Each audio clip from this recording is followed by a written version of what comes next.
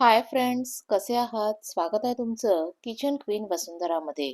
आज आपण आपल्या चॅनलवर पाहणार आहोत अगदी कॅन्टीनमध्ये बनतो तसा किंवा उडपी रेस्टॉरंटमध्ये बनतो तसा परफेक्ट असा सांबार. तर ही सांबारची रेसिपी जाणून घेण्यासाठी व्हिडिओ आहे तो शेवटपर्यंत पहा आणि चॅनलवर जर नवीन असाल तर चॅनलला सबस्क्राईब करा. तर हा जो सांबार आहे तो आपण इडली बरोबर खाऊ शकतो किंवा मसाला डोसा असेल तर त्याबरोबर देखील खाऊ शकतो. आणि टेस्ट जी आहे ती त्याची एकदम अप्रतिम असणार आहे. तर आता आपण प्रत्यक्ष कृतीला सुरुवात करूयात. सुरुवातीला मी इथं 1 वाटी होईल इतकी तूर डाळ घेतलेली आहे. मी यापूर्वीच्या व्हिडिओमध्ये देखील सांगितलं होतं, मी तूर डाळ वापरताना शक्यतो लातूर तूर डाळ असते ती वापरते. तर इथं मी डाळ जी आहे ती 2 वेळा स्वच्छ पाण्यानं धुवून घेणार आहे. डाळ जी आहे ती 2 वेळा धुवून घेतलेली आहे. त्यानंतर यामध्ये मी आता बटाटा ॲड करणार आहे. 2 बटाटे होते ते मी बारीक अशी कट केलेले आहेत. खूप बारीक नाही, खूप मोठे नाही. अशा आकारात बटाटा जो आहे तो मी कट करून घेतलेला आहे. तुम्हाला ज्या प्रमाणात भाजी आवडत असेल त्या प्रमाणात तुम्ही घालू शकता. इथं मी 2 बटाटे वापरले होते. त्यानंतर 2 वांगी जी आहेत ती देखील मी बारीक अशी कट करून घेतलेली आहेत. वांगी कट करून मी पाण्यात टाकली होती. आता या बटाट्यानंतर मी त्याच्यामध्ये वांगी जी आहेत ती ॲड करून घेतलेली आहेत. यानंतर आपण यामध्ये हिरवी मिरची, कांदा आणि टोमॅटो हे जे आहे ते ॲड करून घेणार आहे. हिरवी मिरची घेताना मी लांब-लांब मिरची घेतलेली आहे. खूप बारीक तुकडे केलेले नाहीयेत. हिरवी मिरची घातल्यामुळं सांबारला चव जी आहे ती एक वेगळीच येणार आहे. आता इथं मी हिरवी मिरची जी आहे ती मी त्यामध्ये ॲड करून घेतलेली आहे. त्यानंतर कांदा जो आहे तो मी उभा कापून घेतलेला आहे. 2 कांदे जे आहेत ते मी उभे कट केले होते ते देखील मी यामध्ये ॲड करून घेतलेले आहेत. त्याचबरोबर 3 टोमॅटो घेतले होते. टोमॅटो जे आहेत ते कट करून घेतलेले आहेत. टोमॅटो कट करताना त्यातील बिया ज्या आहेत त्या मी काढून टाकलेल्या आहेत. बियामुळं थोडंसं सांबारचा कलर जो आहे तो चेंज होऊ शकतो. त्यामुळे बिया ज्या आहेत त्या मी काढून टाकलेल्या आहेत. आता हिरवी मिरची, कांदा आणि टोमॅटो हे ॲड करून झालेलं आहे. आता आपल्याला हे जे आहे ते व्यवस्थित कुकरला शिजवून घ्यायचं आहे. तर त्यासाठी आपण त्यामध्ये पाणी ॲड करणार आहे. इथं आपण अ, तूर डाळ जी होती ती 1 वाटी घेतली होती आणि त्याचबरोबर इतर सगळ्या भाज्या असं सगळं मिळून आपण त्यामध्ये जवळ-जवळ एक 4 ते 5 वाटी होईल इतकं पाणी ॲड करून घेणार आहे. पाणी जे आहे ते माझं व्यवस्थित ॲड करून झालेलं आहे. आता मी हे कुकरमध्ये ठेवणार आहे आणि कुकरला आपल्याला एक 4 ते 5 शिट्टी करून घ्यायच्या आहेत. 4 ते 5 शिट्टी झाल्यानंतर आपल्याला कुकर जो आहे तो व्यवस्थित गार होऊ द्यायचा आहे. कुकर मी आता व्यवस्थित गार होऊ दिला होता. त्यानंतर आपल्याला सांबार जो आहे तो फोडणी टाकायचा आहे. तर त्यासाठी मी एक पातेलं घेतलेलं आहे. यामध्ये आपल्याला आता 4 टेबलस्पून होईल इतकं तेल ॲड करायचं आहे. सांबार जो आहे त्याला आपल्याला कट आणायचा नाहीये. आपल्याला मिसळसारखा जो आहे कट नको आहे. त्यामुळे इथं मी 4 टेबलस्पून होईल इतकं तेल ॲड केलेलं आहे. तेल व्यवस्थित गरम झालं की आपल्याला त्याच्यामध्ये मोहरी घालायची आहे. तर इथं मी 1 टेबलस्पून होईल इतकी मोहरी त्याच्यामध्ये ॲड करून घेणार आहे. तेल गरम करताना आपल्याला खास काळजी घ्यायची आहे. तेलाचा खूप धूर होता कामा नये. आता इथं तुम्हाला मोहरी जी आहे ती थोडीशी कमी जरी दिसत असली, तरी नंतर मी आणखी थोडीशी मोहरी ॲड केली होती. तो जो व्हिडिओ आहे तो माझा स्किप झालेला आहे. मोहरी ॲड करून झाल्यानंतर आपल्याला त्याच्यामध्ये जिरे ॲड करायचे आहेत. जिरे घातल्यामुळं सांबारला एक चांगली चव येणार आहे. तर आता इथं मी 1 टीस्पून होतील इतके जिरे जे आहेत ते आपण तेलामध्ये ॲड करून घेऊयात.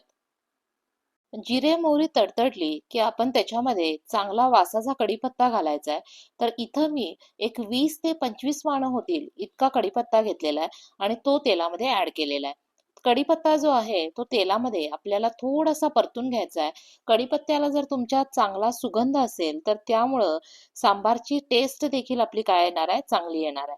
कढीपत्ता आपल्याला परतून घेताना खूपही तो फ्राय करायचा नाहीये. कढीपत्ता जो आहे तो मी 1 मिनिट परतून घेतलेला आहे. त्यानंतर एक छोटा कांदा मी बारीक चिरून घेतलेला आहे आणि तो देखील या फोडणीमध्ये मी ॲड केलेला आहे.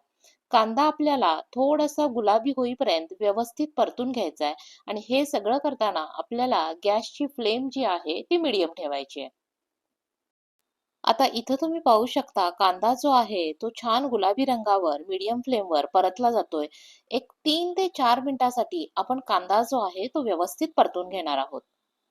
इथं मी फोडणीसाठी एक छोटासाच बारीक चिरलेला कांदा वापरलेला आहे. कारण ऑलरेडी आपण डाळ शिजताना त्यामध्ये उभा चिरलेला कांदा जो आहे तो 2 कांदे आपण त्याच्यामध्ये ॲड केले होते. त्यामुळे आपल्याला कांदा खूप असा वापरायचा नाहीये. उभा चिरलेला कांदा डाळ शिजतानाच आपण घातल्यामुळं तो जो कांदा आहे तो सांबारवर छान असा तरंगणार आहे. त्यामुळं सांबारची चव आणि त्याचा लूक जो आहे तो व्यवस्थित मेंटेन होणार आहे. कांदा जो आहे तो गुलाबी रंगावर व्यवस्थित परतून झालेला आहे. त्यानंतर आपण त्याच्यामध्ये पाव टीस्पून होईल इतका हिंग ॲड करणार आहोत. त्याचबरोबर पाव टीस्पून होईल इतकी हळद ॲड करणार आहोत. हळद देखील आपल्याला कमी ॲड करायची आहे कारण आपल्याला सांबारचा कलर जो आहे तो व्यवस्थित मेंटेन करायचा आहे. त्यामुळं मी इथं पाव टीस्पून होईल इतकीच हळद त्याच्यामध्ये ॲड केलेली आहे. हळद आणि हिंग आपण तेलावर चांगला परतून घेऊया. हिंगाचा छान असा सुगंध आपल्याला अनुभवायला मिळेल. आता मी गॅसची फ्लेम जी आहे ती थोडीशी मंद केलेली आहे. यानंतर आपल्याला यामध्ये कांदा लसूण मसाला किंवा लाल मिरची पावडर जी आहे ती ॲड करायची आहे. इथं मी 2 टेबलस्पून होईल इतका कांदा लसूण मसाला मी ॲड करणार आहे. जर तुमच्याकडं कांदा लसूण मसाला अवेलेबल नसेल तर तुम्ही लाल मिरची पावडर वापरली तरीही चालेल. आणि आपल्याला इथं सांबारला कट वगैरे आणायचा नाहीये. त्यामुळं आपण काय करणार आहोत, रेग्युलरची मिरची पावडर असेल ती वापरली तरीही चालेल. कांदा लसूण थोडासा मी तेलावर परतून घेतलेला आहे आणि हे सगळं करताना गॅसची फ्लेम जी होती ती माझी मंद होती, जेणेकरून कांदा लसूण मसाला त्याच्यामध्ये करपला जाणार नाही. कांदा लसूण मसाला व्यवस्थित तेलामध्ये मिक्स झालेला आहे. त्यानंतर आपण जे काही डाळ आणि भाज्या शिजवून घेतल्या होत्या त्या आपण याच्यामध्ये ऍड करणार आहोत. इथं आपण पाहू शकतो एक 4 शिट्ट्यामध्ये भाज्या आणि डाळ जी आहे ती आपली व्यवस्थित शिजली गेलेली आहे. भाज्या खूपही शिजता कामा नयेत आणि खूपही कच्च्या राहता कामा नयेत. डाळ देखील आपली व्यवस्थित शिजली गेलेली आहे. आता हे आपण सगळं व्यवस्थित मिक्स करून घेऊयात. इथं आपल्याला असं दिसून येतंय, की सांबारची कन्सिस्टन्सी जी आहे ती खूप घट्ट आहे. तर आपल्याला त्यामध्ये पाणी ॲड करायचं आहे. तुम्ही यापूर्वी बघितलं असेल, की मी एका बाजूला पाणी जे आहे ते गरम करायला ठेवलं होतं. तर डाळीच्या भांड्यामध्येच मी थोडंसं पाणी ॲड केलेलं आहे आणि ते भांडं जे आहे ते स्वच्छ धुवून ते पाणी जे आहे ते मी परत या सांबारमध्ये ॲड करून घेणार आहे. इथं एक विशेष म्हणजे आपण पाणी वापरताना गरम पाणी वापरतोय. जेणेकरून आपल्या सांबारला जी काही उकळी येणार आहे ती आपली एकदम फास्ट होईल. आणि दुसरी गोष्ट म्हणजे सांबारचा कलर जो आहे तो व्यवस्थित मेंटेन होईल. त्याचबरोबर गरम पाणी वापरल्यामुळं आपल्या भाजीची किंवा जे काही आपण रस्सा बनवत असतो, सांबार बनवत असतो, तर त्याची चव देखील चांगली मेंटेन होते. म्हणून मी इथं पाणी वापरताना गरम पाणी वापरलेलं आहे. तुम्ही देखील पाणी यूज करताना गरम पाणी आहे ते यूज करा. त्यानंतर इथं मी 2 इंच होईल इतकी चिंच जी आहे ती पाण्यामध्ये भिजत घातली होती. अर्धा 1 तास चिंच जी आहे ती मी भिजत ठेवली होती. तर ती जी आहे ती मला काय करायची आहे, गाळण्यातनं गाळून ते पाणी याच्यामध्ये ॲड करायचं आहे. चिंच घातल्यामुळं आपल्याला सांबारला जी काही चव येणार आहे ती आंबट गोड अशी येणार आहे. इथं आपण सांबारमध्ये टोमॅटो सुद्धा ॲड केलेला आहे. त्यामुळं चिंच घालताना आपल्याला काळजीपूर्वक घालायची आहे. चिंच जर खूपच आंबट असेल तर आपल्याला 1 इंच होईल इतकी चिंच घातली तरी देखील चालेल. आता चिंचेचं जे काही पाणी आहे ते मी सगळं पाणी गाळून त्याच्यामध्ये ॲड केलेलं आहे. यानंतर आपल्याला यामध्ये 1 टेबलस्पून होईल इतकं मीठ ॲड करायचं आहे. इथं मी मीठ घेताना मोठं मीठ घेतलेलं आहे. तुम्हाला बारीक मिठाची सवय असेल तर तुम्ही बारीक मीठ देखील ॲड करू शकता. मीठ घेताना आपल्याला काळजी घ्यायची आहे. इडलीमध्ये किंवा डोश्यामध्ये आपण मीठ ॲड केलेलं असतं. त्यामुळं सांबारमध्ये आपण थोडंसं कमी मीठ घालणार आहोत. मीठ ॲड करून झाल्यानंतर आपल्याला इथं सांबार मसाला ॲड करायचा आहे. आपल्याला जवळ-जवळ 1 टेबलस्पून होईल इतका सांबार मसाला त्याच्यामध्ये ॲड करून घ्यायचा आहे. सांबार मसाला वापरल्यामुळं आपल्याला काय येणार आहे, सांबारची टेस्ट जी आहे ती अगदी रेस्टॉरंट स्टाईल येणार आहे. रेस्टॉरंटमध्ये मोस्टली ते जे आहे सांबार मसाला त्यांच्या रेस्टॉरंटमध्ये तयार करून ठेवतात. इथं मी मसाला तयार वगैरे काही केलेलं नाहीये. तर डायरेक्टली एव्हरेस्टचा जो काही मसाला होता तो मी यूज करणार आहे. सांबार मसाला ॲड करून झाल्यानंतर आपण त्याच्यामध्ये किंचित असा गूळ ॲड करणार आहोत. गूळ घातल्यामुळं आपल्या सांबारला एक आंबट गोड अशी चव येणार आहे. यानंतर आपल्याला गॅसची फ्लेम जी आहे ती मीडियम करून सांबारला चांगली उकळी आणायची आहे. त्याचबरोबर आपल्याला सांबारची कन्सिस्टन्सी जी आहे ती चेक करायची आहे. सांबार आपल्याला खूप पातळही नको आहे आणि खूप घट्टही नको आहे. इथं मी सांबारची कन्सिस्टन्सी चेक केली तर ती मला थोडीशी घट्ट वाटली, तर मी त्याच्यामध्ये पाणी ऍड करणार आहे. इथं मी पाणी ऍड करताना गरम पाणीच ऍड केलेलं आहे. गार पाणी अजिबात आपल्याला वापरायचं नाहीये.